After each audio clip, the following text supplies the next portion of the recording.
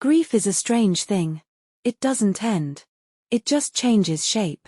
7 years ago, my husband disappeared during a solo hiking trip in British Columbia. He was declared dead after 2 years of searches, interviews, DNA tests, memorials. We moved on, or at least tried. Then, last Tuesday night at 10:14 p.m., someone knocked on my front door. I opened it, and he was standing there. The man I buried. The man I cried for. The man I still dreamed about. He said only 3 words, "I need help." My name is Rachel Lawson. And this is the true story of what happened next, and why I sometimes wish he had stayed dead. We met in college. He was adventurous, magnetic, spontaneous. I was practical, cautious. We balanced each other. Mark Lawson, outdoorsman, photographer, environmental scientist. Always pushing limits. He left for a week-long trip into the Rockies. Said he'd check in by day 3. He never did. Search and rescue found his campsite. Torn tent.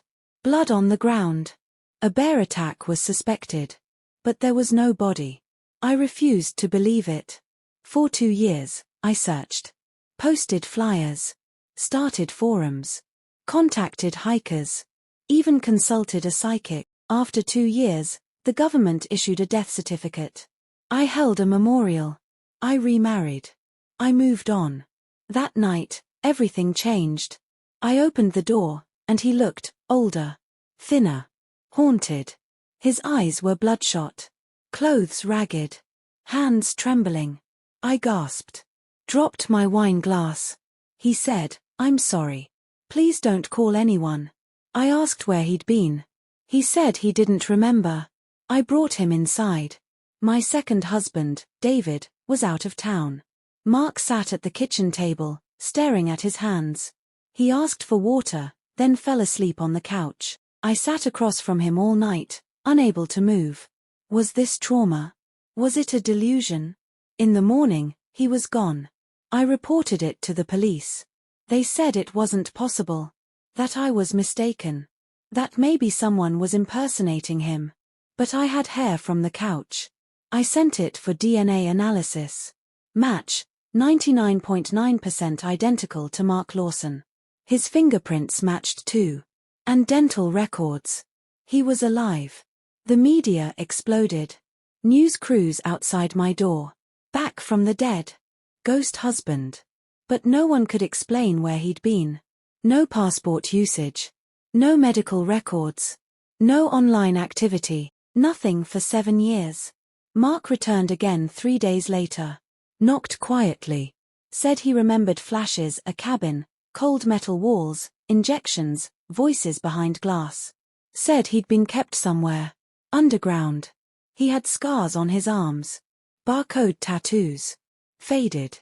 He spoke about a place called Facility 47, but no such facility exists in public records. I started digging. Using Reddit.